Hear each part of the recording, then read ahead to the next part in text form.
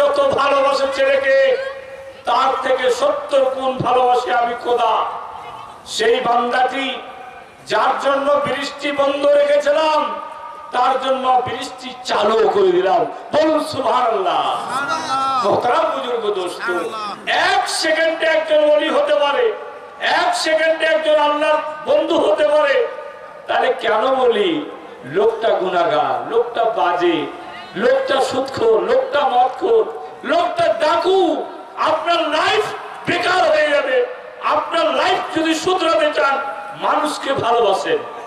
দেখবেন বহু লোক পেরেশানিতে আছেন, বউ নিয়ে পেরেশানি, ছেলে নিয়ে পেরেশানি, চাচা অন্যান্য পরিবার নিয়ে পেরেশানিতে আছেন। মনে রাখবেন এই আমার আজকে হতভাগা বয়ান বক্তৃতা শুনে কাল থেকে এই আমলটা করুন। প্রত্যেকটি মানুষকে ভালোবাসতে শিখুন, মানুষকে দুঃখ দিয়েন না, মানুষকে কষ্ট দিয়েন না। দেখবেন আপনি বউর তরফ থেকে শান্তি পাবেন, ছেলের তরফ থেকে শান্তি পাবেন, পরিবারের তরফ থেকে শান্তি পাবেন। সমস্ত জায়গাতে আপনার শুধু সুখ সুখ সুখ সুখ ফিরা। মোহতারাম বুজুর্গ দোস্ত, আমরা আজ থেকে ওয়াদা করি কোনো মানুষের গীবত করব না, নিন্দা করব না, চুগলামি করব না। সমস্ত মানুষকে ভালোবাসি যে ওই লোকটা আমার থেকেও ভালো। আমার কাছে বেরেলি লোক, দেবন্দির লোক, আহলে হাদিস লোক, জামাতে ইসলামের লোক, জামাতে আহলে হাদিসের লোক, সমস্ত লোক আছে। বলে মৌলানা আপনি কিছু বয়ান করুন, আপনার কথা শুনতে ভালো লাগে, আমরা শুনবো। মোহতারাম বুজুর্গ দোস্ত, আমি বলি সারা জীবন যত আমি নামাজ পড়েছি হতে পারে একটাও কবুল হয়নি, কোন গ্যারান্টি আছে? কোন গ্যারান্টি আছে? সারা জীবন এতটি রোজা রেখেছি, একটাও কবুল না হতে পারে, কোন গ্যারান্টি আছে? জীবনে যত কিছু সাদকা করেছি, যাকাত দিয়েছি, একটাও কবুল না হতে পারে, কোন গ্যারান্টি আছে? কোন গ্যারান্টি নেই। মোহতারাম বুজুর্গ দোস্ত, আল্লাহর দয়া ছাড়া কেউ জান্নাতে যেতে পারবেন না। আল্লাহর দয়া ছাড়া কেউ জান্নাতে যেতে পারবে না। এমন তুমি ইবাদত করো না দুনিয়ার সমস্ত মানুষকে তোমাকে গুনাহগার মনে হয়। মোহতারাম বুজুর্গ দোস্ত, আজকে আমরা আসি যে প্রত্যেক মানুষকে আমরা ভালোবাসি, আর নিজে মনে রাখবেন সবাই ভালো, আমি খারাপ। অন্তরটাকে পরিষ্কার রাখুন, দুনিয়ার সমস্ত মানুষকে ভালো দেখতে পাবেন। অন্তর যদি আপনার কিনা থাকে কোনো মানুষকেও ভালো দেখতে পাবেন না। দেখবেন যে লোকগুলো দোকানে বসে সমালোচনা করে, অধিকাংশ পুরুষকে দেখবেন বউর হাতে জুতো মারে, জুতো খায়। আছে কিনা ভাই? যত লোক দেখবেন মানুষের সমালোচনা করে, বাড়ির রিপোর্ট খারাপ আছে, বাড়ির রিপোর্ট খারাপ, মৌলবীর পিছনে লাগে, ইমামের পিছনে লাগে, মুয়াজ্জিনের পিছনে লাগে। দেখবেন বউর সঙ্গে সম্পর্ক ভালো নেই। আল্লাহ কালকেই আমি শুনলাম ইউটিউবে, কালকেই আমি একজন বক্তার বক্তৃতা শুনলাম। যদি কোনো মানুষ মনে রাখেন আমি পেরেশানিতে আছি, খুব দুঃখে আছি, কষ্ট আছি, আপনি অতীতটা একটু খুলে দেখুন, আপনি কার ক্ষতি করেছেন। কি বললাম? আপনি যখন ভাববেন আমি অশান্তিতে আছি, আমি খুব অশান্তির মধ্যে ভুগছি, বিগত জীবনের রেজিস্টার খুলে দেখুন কার ক্ষতি করেছেন। আপনি যদি মানুষের উপকার করে থাকেন আপনার ক্ষতি কেউ করতেই পারে না। খোদা বলছেন মানুষের ক্ষতি করে কখনোই তুমি নিজের সুখের জন্য আমার কাছে দোয়া করো না। আর কোনো মানুষ যদি মানুষের উপকার করে থাকো তোমার সুখের জন্য তোমাকে ভাবতে হবে না, আমি খোদা তোমার সুখের ব্যবস্থা করে দেব। মোহতারাম বুজুর্গ দোস্ত, এই ধরনের ছোট ছোট হাদিসের কথা আমি কিছু বললাম, বললে অনেক লম্বা হবে। আপনাদেরকে আমি একটি আয়াত পড়েছি, ইন্না নাহনু নাযালনা যিকরা ওয়া ইন্না লাহু লাহাফিজুন। আল্লাহ কোরআনে বলছেন আমি পবিত্র কোরআন শরীফকে নাজিল করেছি, আর এই পবিত্র কোরআন শরীফের হেফাজতকারী আমি। আপনাদের একটি ঘটনা বলি, আপনারা নড়বেন না, আওয়াজ করবেন না, শুধু শুনুন আর অন্তরে গাঁথান। একটি ঘটনা যদি আপনি আমল করেন এখান থেকে ওরি হয়ে বেরিয়ে যাবে। অনেক বয়ান বক্তৃতা করছেন, বক্তৃতা আসরও করে না, আর বক্তৃতা শুনে আমলও করি না। একটা শুধু ঘটনাটা মনে রাখবেন। কোরআনকে ভালোবাসুন, কোরআনকে ভালোবাসলে লাইফ চেঞ্জ হবে। কোরআনের একটি ঘটনা, একজন আরব কান্ট্রিতে একজন ওলি ছিলেন, সেই ওলির নাম হলো বিসরে হাফি। কি বললাম? বিসরে হাফি। সেই বিসরে হাফি তিনি মদ পান করতেন, সকাল সন্ধ্যায় তিনি মদ খেতেন, মদ ছাড়া চলতে পারতেন না।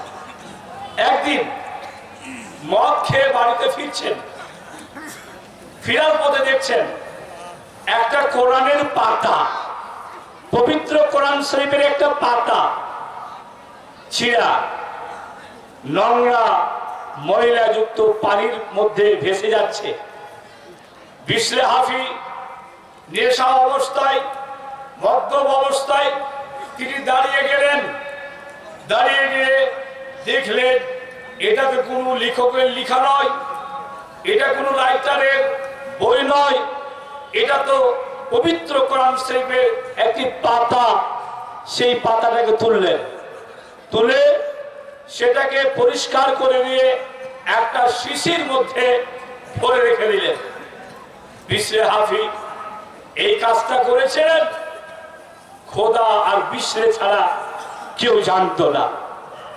বিসরে সকাল হলেই মদের ভাট্টিতে যখন যেতেন, মদ পান করতে যেতেন, সেই শিশিটাকে দেখে যেতেন। আর রাত্রিতে যখন নেশা অবস্থায় বাড়িতে ফিরতেন, সেই শিশির মধ্যে সেই আয়াতটি দেখতেন ঠিক আছে কিনা।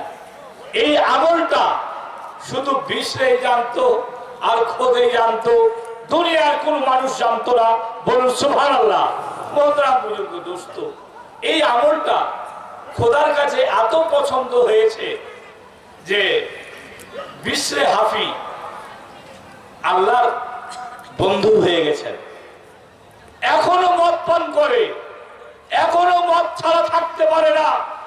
রাত্রিতে ঘুমায় নেশা অবস্থায়, সকালে উঠে আবার নেশা করে।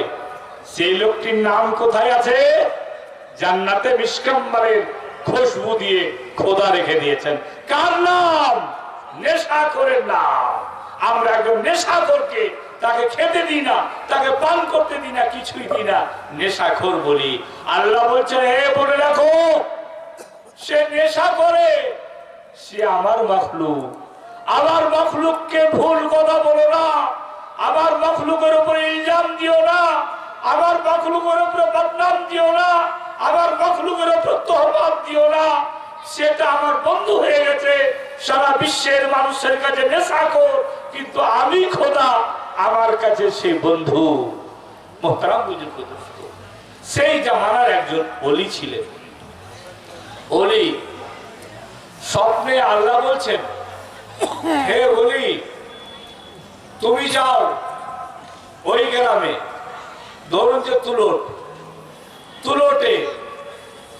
তুলটে গিয়ে দেখো সেখানে বিসরে নামে কেউ আছে, তাকে গিয়ে বলো যে তোমার নামটাকে খোদা জান্নাতে মিশকাম্বারের খুশবু দিয়ে শিশিতে ভরে রেখে দিয়েছে, এই সংবাদটা তাকে দাও।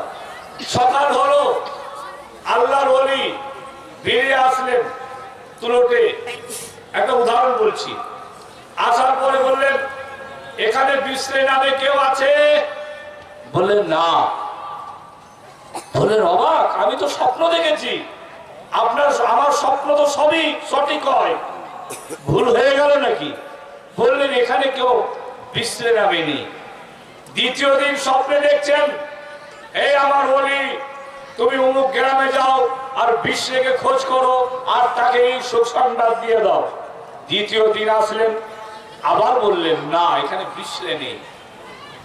তৃতীয় দিন যখন স্বপ্নে দেখছেন, আল্লাহ বলছেন হে আমার ওলি, তুমি গিয়ে বলো যে এই গ্রামে নেশাখোর, মদ্যপ অবস্থায় ঘুমায়, সকাল হলেই মদ পান করে, ওই বিসরে আছে কি? অবাক হয়ে গেল। আরে আমাদের বিখ্যাত বলি, বিখ্যাত বুজরুক, এলাকার নামি দামি লোক, এই লোকটা তো লোকের সামনে খারাপ, মানুষ তো তাকে ঘৃণা করে, মানুষ তো ভালো নজরে দেখে না, সে তো মদ্যপান ছাড়া থাকে না, একজন ওলির সঙ্গে কি কাজ করতে পারে? আল্লাহ ওলি বললেন আমার ওই বিশ্বের সঙ্গে দরকার যে মদ পান করে। বললেন হুজুর, বললেন দেখুন তুলটে ওই গ্রামে ওই পাড়াতে একটা পুকুর আছে, নদী আছে, ওই নদীর পাড়ে একটা মদের ভাট্টি আছে, সেই মদের ভাট্টিতে তাকে পাবেন। আল্লাহর ওলি চলে গেলেন। দারোয়ান দেখে অবাক, বললেন জি। বলছে হুজুর আপনি এখানে গেল, এটা মদ খাওয়ার জায়গা, মদ খাওয়ারা আছে, আর আপনি তো আল্লাহর ওলি। বললেন এখানে কেউ বিশ্বে নামে আছে? থরথর করে দারোয়ান কেঁপে গেলেন। বলে হুজুর সেই যে দেখছেন, এই যে কর্নারে রেখেন উলঙ্গ হয়ে, মাতাল হয়ে, নেশাখোর অবস্থায় পড়ে আছে, ওর নাম বিশ্রে। আল্লাহর ওলি গেলেন, তার সামনে দাঁড়ালেন। কিছুক্ষণ দাঁড়ানোর পরে নেশা যখন ছুটলো, বিশ্বের চোখটাকে খুলে দিয়ে তাকাই, আল্লাহর ওলি অবাক হয়ে গেলেন। তার হলেন, বললেন হুজুর আপনার নাম শুনেছি, আমি তো জঘন্য মানুষ, আপনি আমার কাছে কেন? বললেন হে বিশ্বে তুমি বলবে আমাকে? বললেন জি বলুন। বললেন তুমি কি আমল করেছো যে আমলটার বিনিময়ে খোদা তোমার নামটাকে নিষ্কান্দারের খুশবু দিয়ে জান্নাতে ভরে রেখে দিয়েছেন? বলুন নারে তাকবীর, আল্লাহু আকবার। বিশ্বে হাফি চোখ দিয়ে ঝরঝর করে কেঁদে ফেললেন, হে খোদা সারা জীবন নামাজ পড়িনি, রোজা রাখিনি, হজ করিনি, যাকাত দিনি, সাদকা দিনি, খায়রাত করিনি, শুধুমাত্র একটা ছোট আমল করেছি, কোরআন পড়তে জানি না। ইশারায় আমি ভেবেছিলাম এটা তো পবিত্র কোরআন শরীফের আয়াত, সেই আয়াতটাকে আমি ধুয়ে রেখেছি, এই শুধু একটা ছোট্ট আমল করেছি, তার বিনিময়ে তুমি আমার গুনাহ খাতাকে মাফ করে দিয়ে তুমি আমার নামটাকে জান্নাতে রেখেছো। সেদিন থেকে বিশ্বে হাফি মদের ভাট্টির সমস্ত ভারগুলোকে ভেঙে ফেললেন। সেদিন থেকে তওবা করলেন, আল্লাহর এমন একজন